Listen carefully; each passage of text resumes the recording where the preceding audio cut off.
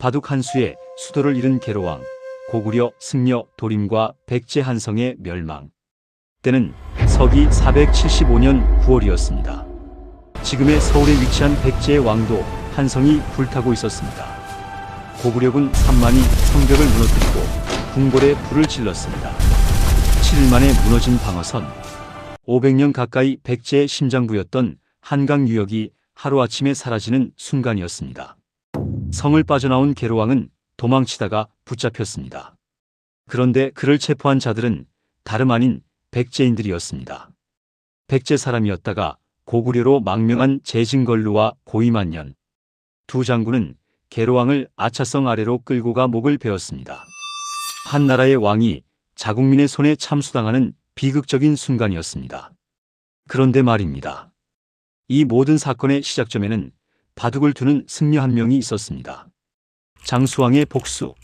475년, 그러니까 한성이 함락되기 몇 년 전으로 거슬러 올라가 보겠습니다. 고구려 장수왕은 고민이 깊었습니다.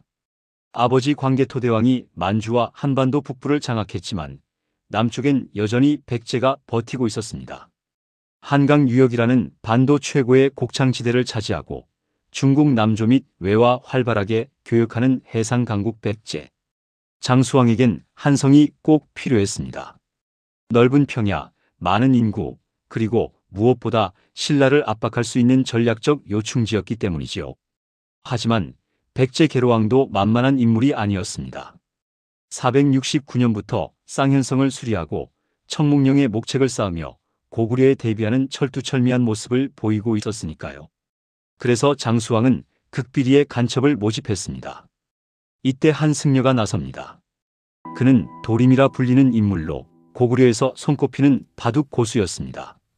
어리석은 소승이지만 나라의 은혜에 보답하고 싶습니다. 왕명을 욕되게 하지 않겠습니다. 장수왕이 기뻐하며 도림을 백제로 보냈습니다. 도림은 일부러 죄를 지은 척하며 백제로 도망쳤습니다. 그리고 계로왕 앞에 나타났습니다. 바둑으로 계로왕을 현혹하다. 신은 어려서부터 바둑을 배워 잠옷 신묘한 경지에 이르렀습니다. 대왕의 곁에서 한 수 가르쳐드리고 싶습니다. 마침 계로왕은 바둑과 장기를 좋아했습니다. 그것도 아주 많이요. 내가 그리 실력이 좋더냐. 지면 경을 칠 줄 알거라. 도림과 계로왕이 마침내 바둑판 앞에 마주 앉았습니다. 첫 판부터 계로왕이 졌습니다. 둘째 판 역시도 또 졌습니다. 계로왕의 표정이 일그러지기 시작했습니다. 세 번째 판에서야 겨우 이기고 맙니다. 계로왕은 감탄했습니다. 우리가 왜 이리도 늦게 만났는가. 실력이 비슷한 상대를 만난 계로왕은 승려 도림과 바둑 두는 것에 완전히 빠져들었습니다. 하루라도 도림과 바둑을 두지 않으면 허전할 지경이었습니다.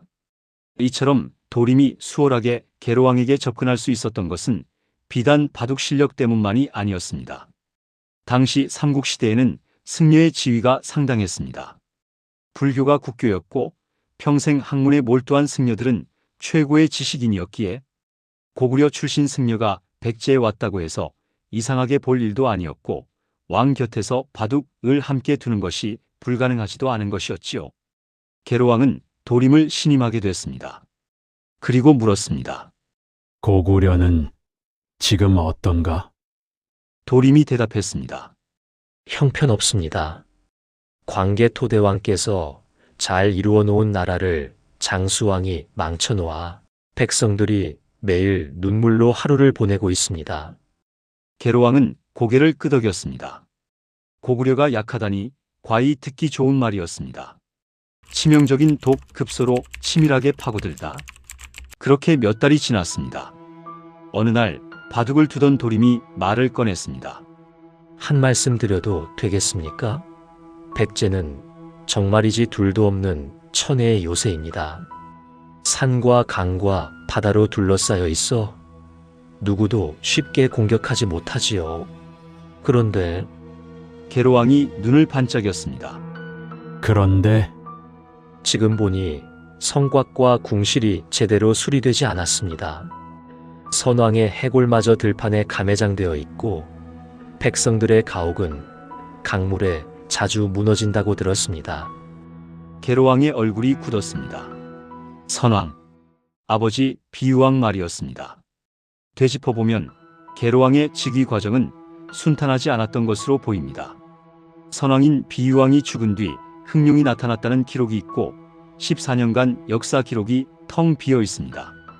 부왕의 유해를 21년이 지나서야 제대로 장사 지냈다는 사실 자체가 뭔가 정치적 혼란이 있었음을 암시합니다.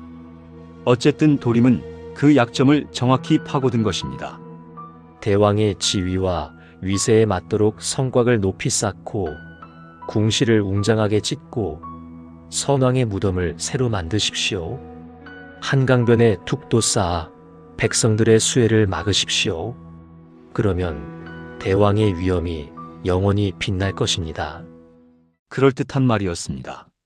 성곽 수리는 고구려 방어에 필요했고 궁궐 보수도 왕의 권위를 세우는 일이었고 한강 제방도 민생을 위한 사업이었습니다. 계로왕은 결정했습니다. 대대적인 토목 공사를 시작하겠다고. 나라가 무너지다. 문제는 걸맞지 않게 큰 규모였습니다. 계로왕은 성곽을 쌓되 불필요하게 크고 화려하게 만들었습니다. 궁궐을 짙게 웅장하고 사치스럽게 지었습니다. 누각을 세우고 활쏘는 사대를 만들고 선왕의 능묘를 대대적으로 개조했습니다. 백성들이 과도하게 징발되며 민심이 흉흉해지기 시작했습니다. 집집마다 창고는 텅 비고 민생이 바닥을 치며 그럼에도 세금은 과중해지기 시작했습니다. 그런데 계로왕은 계속 바둑을 뒀습니다. 그가 신임하는 도림과 함께 말입니다. 한번 결정한 나란 일은 다시 돌아보지 않고 밀어붙인 것입니다. 백성들은 급격히 공공해지고 희망을 잃기 시작했습니다. 군사들의 사기가 떨어지며 군사력에도 구멍이 생기는 악순환이 계속되었습니다. 귀족층은 귀족층대로 계로왕의 왕족 중심 정권 운영 때문에 불만이 날로 쌓여갔습니다. 그리고 472년 계로왕은 중대한 외교적 실수를 저지르게 됩니다. 북위에 사신을 보내 고구려를 쳐달라고 요청했는데 북위는 이미 고구려와 관계가 좋았습니다. 북위가 거절하자 계로왕은 화가 나서 북위와 국교를 끊어버렸습니다. 고립된 백제. 어느 시점에 도림이 도읍에서 자취를 감춥니다. 바로 고구려로 돌아가 장수왕에게 보고하고 있었던 것이지요. 백제의 재정이 바닥났습니다. 백성들이 지쳐있고 왕실에 대한 원망이 큽니다. 지금이 때입니다. 이에 장수왕이 크게 기뻐하며 군사를 준비했습니다. 7일의 멸망. 475년 9월 고구려군 3만이 백제를 향해 내려왔습니다. 뒤늦게 진실을 깨달은 계로왕이 탄식했습니다. 내가 어리석었다. 간사한 자의 말을 믿다니. 지금 보니 백성은 쇠잔하고 군대는 약하구나. 위급해도 누가 기꺼이 나를 위해 힘써 싸우려 하겠는가. 계로왕은 아들 문추를 급히 불렀습니다. 내가 어떻게든 막고 있을 테니 너는 남쪽으로 가서 군대를 소집해 오거라. 만약 내가 죽고 도성이 함락되면 적당한 곳에 도읍을 정해 백제를 다시 일으켜 세우거라. 이에 아들 문추가 다급히 신라로 향했고 신라는 낮에 동맹에 따라 1만 군사를 보냈으나 이미 때는 늦었습니다. 고구려군은 사방에서 한성을 포위했습니다. 7일 만에 방어선이 무너져 내린 것입니다. 계로왕은 수십 길을 거느리고 성을 빠져나왔습니다. 그러나 이내 붙잡히고 말았는데 이때 계로왕을 붙잡은 것은 제진걸루와 고이만년이라는 인물이었습니다. 이 두 사람은 본래 백제 사람으로 죄를 짓고 고구려로 도망간 사람들이었습니다. 아마도 계로왕의 왕족 중심 정치에서 밀려난 귀족 세력으로 추정됩니다. 제진걸루와 고이만년 두 사람이 계로왕을 아차성 아래로 끌고 가 목을 베어버립니다. 문추가 신라군과 함께 도착했을 때 한성은 이미 폐허였습니다. 백제는 웅진지금의 공주로 천도할 수밖에 없었습니다. 500년 가까이 이어온 한성시대가 막을 내린 순간이었습니다. 정말 바둑 때문이었을까? 그런데 말입니다. 정말 바둑 한판 때문에 나라가 망한 걸까요? 삼국사기를 편찬한 김부식은 도림편에서 계로왕의 최후 부분에 이르러 오자서의 고사를 인용하여 재진걸루와 고이만년을 꾸짖습니다. 도림의 관계만을 이 모든 것의 원인으로 지목해버리기에는 실제로는 좀 더 복잡한 사정이 있었습니다. 고구려의 도림과 관련된 설화적 기록 때문에 과거에는 암군의 이미지가 강했으나 오늘날에는 실책을 저질렀어도 나름대로 주어진 조건에서는 최선을 다했지만 결국 강대했던 고구려의 공격에 패배한 군주 정도로 평가가 바뀌었습니다. 첫째, 계로왕이 진행한 토목 공사가 전부 쓸모없는 것은 아니었습니다.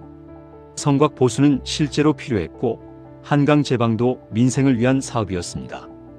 도림이 제안한 내용 자체는 합리적이었던 것과 별개로 규모와 타이밍이 문제가 아니었을까 하는 의문을 제기할 수 있습니다.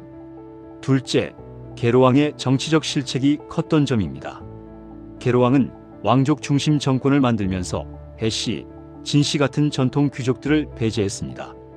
458년 계로왕은 중국 송나라에 표문을 올렸습니다.